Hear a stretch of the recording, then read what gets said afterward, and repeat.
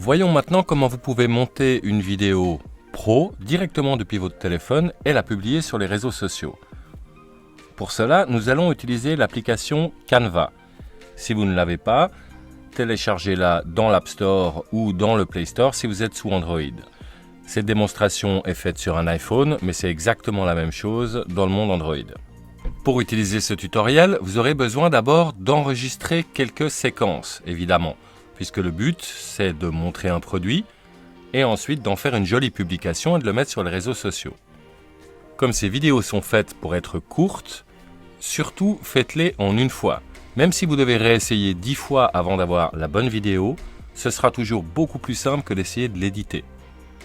Ok, allons-y. Cliquez donc sur l'application Canva. Et ensuite, nous allons utiliser le format Instagram Post. Nous ne choisissons pas ce format spécifiquement pour faire un post Instagram, mais tout bêtement parce que c'est un format carré. Et l'avantage du format carré, c'est qu'il est accepté par tous les réseaux sociaux. Donc allons-y, cliquons sur Instagram Post. Ensuite, Canva va nous proposer un certain nombre de modèles préétablis. Vous pouvez vous balader avec, c'est assez pratique, mais nous préférons utiliser le modèle blanc. Donc cliquons sur blanc ou blank. Ceci fait, Canva va encore une fois nous proposer tous ces modèles, mais nous allons cliquer sur le petit bouton Upload afin d'ajouter une des vidéos que nous avons tournées. J'ai pour ma part essayé de faire une petite vidéo pour parler d'une poupée, donc je vais sélectionner cette vidéo et la rajouter à mon design. Vous verrez que parfois Canva met pas mal de temps avant d'avoir la vidéo réellement dans votre collection de vidéos. Tout simplement parce qu'il la prend de votre téléphone et qui doit aller l'uploader sur les serveurs de Canva. Donc si vous avez une vidéo qui est longue et une connexion internet un peu lente, ça peut franchement mettre 5 minutes. Ensuite, c'est bon, Canva va vous mettre l'image au milieu de votre modèle. Mais évidemment, une vidéo tournée sur un téléphone, si vous l'avez fait à la verticale comme nous, eh bien c'est en format 16/9 et pas du tout en format carré. Donc ce que nous allons faire, c'est la bouger dans le coin supérieur gauche et la faire grandir pour qu'elle arrive jusqu'en bas de l'image. En gros, elle va prendre environ la moitié de l'écran. Ce qu'il faut savoir sur Canva, sur un téléphone, c'est que si vous cliquez sur l'image et que vous faites un drag and drop, vous pouvez la déplacer. Et si vous cliquez sur les coins, cela vous permet de la rapetissir ou de l'agrandir. Ce qui nous donne donc ceci. Ensuite, nous allons cliquer sur le petit plus en bas à droite. Cela va nous permettre de rajouter un certain nombre d'éléments. Ça pourrait être d'autres images, ça pourrait être énormément de choses. Avec Canva, on peut créer toutes sortes de visuels. Mais pour l'instant, ce que nous voulons faire, c'est rajouter des rectangles. Nous allons donc cliquer dans le petit menu en haut sur éléments, puis descendre jusqu'aux formes et ensuite cliquer sur le carré. Nous voici donc avec un magnifique carré au milieu de l'écran. On va le déplacer et puis le redimensionner pour qu'il prenne que la partie blanche. Et ensuite, vous voyez qu'en le déplaçant, une petite ligne apparaît qui me permet de savoir quand je suis par exemple au milieu de l'écran. Donc je vais attendre que mon rectangle soit à ce niveau-là et m'arrêter. Ensuite, comme j'aimerais un deuxième rectangle au-dessous, plutôt que de retourner dans ajouter éléments et puis de rajouter un carré, etc., je vais utiliser en bas à gauche la petite option qui me permet de dupliquer un élément. Donc cliquez sur dupliquer et voilà, nous avons maintenant deux carrés.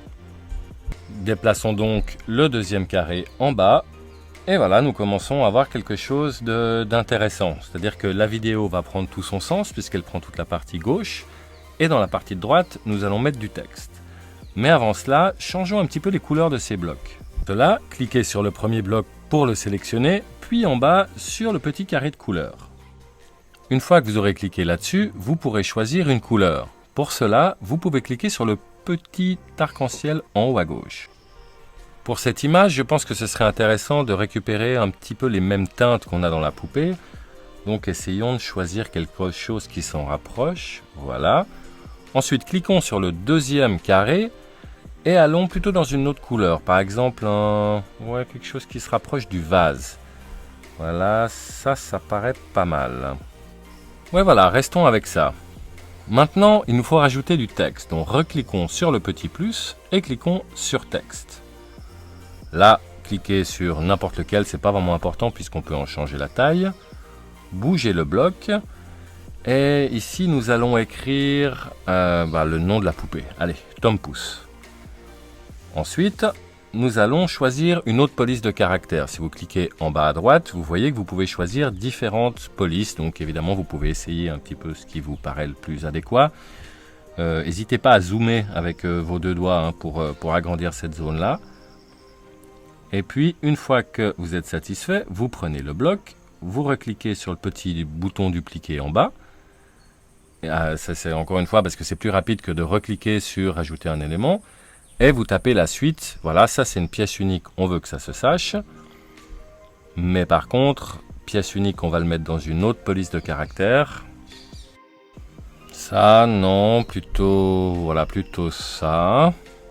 Ça paraît bien. Et ensuite, je vais le rapetissir un petit peu. Je vais le déplacer pour être sûr que je suis au milieu.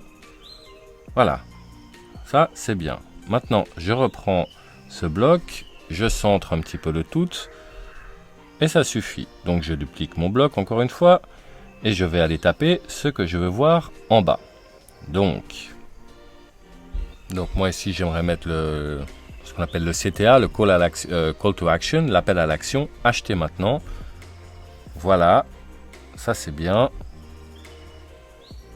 Et ensuite, si vous regardez en bas, vous pouvez jouer avec différentes options, la grandeur, l'alignement, etc. Et il y a l'alignement vertical. Et là, si vous le bougez, ça vous permet d'avoir un espacement entre les deux lignes qui sera beaucoup plus esthétique, beaucoup plus homogène avec le reste. Voilà, c'est fait. Je reprends l'autre élément qui était en haut, pièce unique, je le duplique, je le mets en bas. Et là, je vais mettre le lien vers le formulaire dont nous vous avons montré comment le créer dans un autre tutoriel qui va permettre au client de commander et de payer. Donc, je n'aurai plus ensuite qu'à lui livrer la poupée et ma vente sera terminée.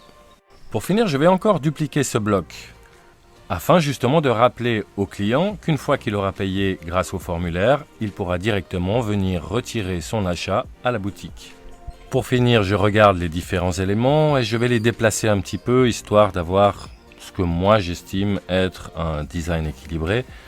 Mais alors ça c'est comme les goûts et les couleurs, c'est vraiment que chacun fasse ce qu'il pense être le plus élégant. La seule chose qui est vraiment importante dans tous les cas, c'est de laisser respirer le contenu. Donc voilà, je fais mes petits réglages fins et je pense que j'ai un résultat satisfaisant. J'appuie sur le play en haut à droite, histoire de voir un petit peu à quoi ça ressemble. Et oui, alors là, c'est exactement ce que je voulais. Vous n'avez pas le son, mais évidemment, dans la vidéo que j'ai enregistrée, je parle de cette poupée, j'explique comment les gens peuvent la commander et comment ils pourront être livrés. Ça me convient parfaitement. Là, vous savez maintenant comment faire un petit montage d'une vidéo grâce à Canva. Demain, nous vous montrerons comment vous pouvez également très rapidement prendre ce design et le partager sur Facebook et sur Instagram en vous donnant quelques petits trucs au passage. Et après, nous vous montrerons que une fois ce premier design fait, en créer d'autres ne va prendre que, mais alors vraiment quelques minutes. Allez, à bientôt.